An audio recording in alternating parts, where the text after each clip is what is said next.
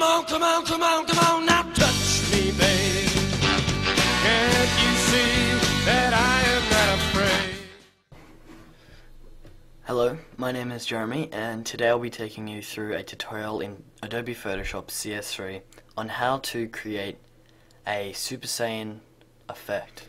Alright, so if I come into Adobe Photoshop here, this is a very simple version of the one I showed in the video preview, which was this one here. Now this one here is really mainly so that everyone who watches my videos can understand it. So as you can see, this is the original picture of Justin Chatwin posing for the live action Dragon Ball Evolution movie, which sucked, unfortunately. So if I double click this, I can click OK. We don't want that to be a locked layer.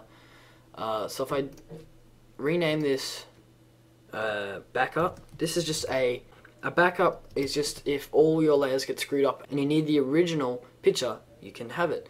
So backup, and we'll turn this off.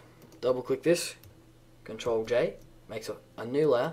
We'll rename that, and we'll rename this working. So now that you've done that, what we're going to do is go Image, Adjustments, Curves. If you're not familiar with this, then get familiar. If you have anything to do with film or Photoshop, you need to learn about curves. So what we're going to do is just boost the RGB a little bit, and that should do. It's just so it's a little bit brighter. You could have done that some other way, but you need to learn curves. So now with this working layer, the first thing I would probably do would be his hair. I mean, now I don't like what I did with it, and I hope if they do that in a live action, I'll be pretty pissed. But it's just something fun that I did, and everyone seemingly wants to know.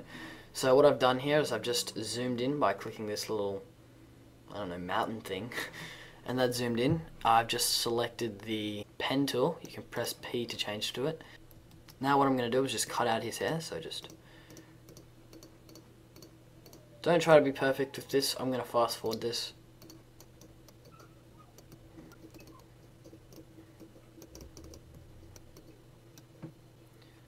And I'm back. Okay, so as you can see, I've just done a really rough cut out of his hair. I'm going to have to stress this enough. You don't have to get this looking good. You don't have to get this neat, every single piece of hair covered. Just like that is great. Right click now and go Make Selection. And I'm going to feather this 2 pixels. So feather radius 2. Click OK. I'll make sure this is all the same as mine. Click OK. Now we have this. So if I click Control C, Control V, with the working layer selected, we now have our copy of hair. See? Now if I zoom out here, what we want to do is first bleach it a little bit. So if I come up to this hand layer and I hold in the mouse clicker and select the dodge tool, or O, and come up here and we can alter this. I want a bit bigger brush, so I'm gonna bring it over to about, I'm not sure, like 90 should be good. Make sure you have midtones selected, and I would turn the exposure to about 20, and then just begin to paint his hair with the hair layer selected. We'll rename this right now, H-A-I-R, hair, just for those who don't know how to spell. Horrible at typing on a keyboard. We'll just turn the exposure up now. You just need to experiment. You don't want to get this too much. Till about, I turn that to 43, and that does the job a bit quicker. And we don't have to be neat and like trying to get it inside, because you can just cut this. Okay, don't do what I just did because it's way too over the top. Just, there we go. So now we're getting like this distortion thing happening, but you know, don't worry about that, that should be fine. What I want to do now is come over to the eraser tool. I'm not sure if you can see it because of the screen recorder quality, but we can sort of see the outline along here, so I'll just feather that, sorry. And that should be good. Now if I double click on the hair layer, it brings up the layer styles. So what I'm going to come down to is gradient overlay, color overlay. I'm going to choose like a yellow. Let's try and find a good yellow. That looks about right. So it's FFE 400 for those people who want to be dead on exact with what I've got. And I'm going to come down, I'm going to change this to like color. I'm just going to experiment for this first bit. That looks pretty good. So that looks pretty good for his hair. Now, in a further detail, when I release an advanced copy of this tutorial, which will be the original one I showed you, this is just for the noobs who are not very good at Photoshop. So that's a basic hair color into blonde. We'll do a much more advanced one next time, but just for today, that'll have to do.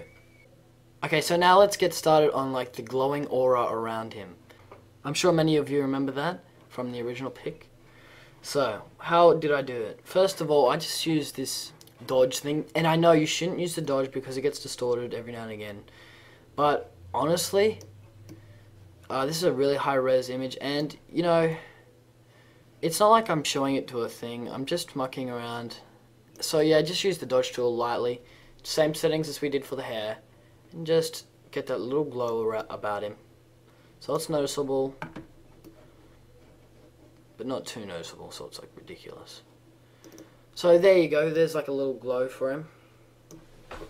Now let's get set on doing the big glow around him, which is the one that radiates onto other people's faces in the movie or whatever. So the way I did that is I came over to the pen tool, or hit P, and I just cut out around him. And remember what this is, you do not have to be careful at all. At all. Just watch me, ready? Just cutting out around here. Just, as you can see, this simplify. I've made this effect so anyone can do it. Okay, so we're done. Now that you've done that, right click on this, make selection, feather 2 pixels again, Control C, Control V. Now all we do is double click on layer 1, which is our glow layer, which I'll rename in a sec, and I go to outer glow, and the default settings should be fine. No, excuse me, they won't be. The default color will be fine. Now if I just turn the size up, you get like this big, cool, like glowing around him effect, and we'll leave it like that. No, I'm just kidding.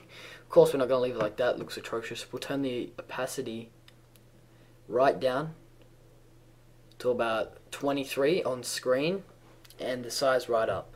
Now that's looking pretty good. I'm going to come in here with the dodge tool again. Dodge tool. I'm just going to lighten up in here a bit. And now let's get set on doing his green eyes, which is probably the easiest thing in the entire tutorial. So we zoom in here, come to our paint tool, brush tool. We'll turn this to like just select 17 out of these ones here, and that should do it.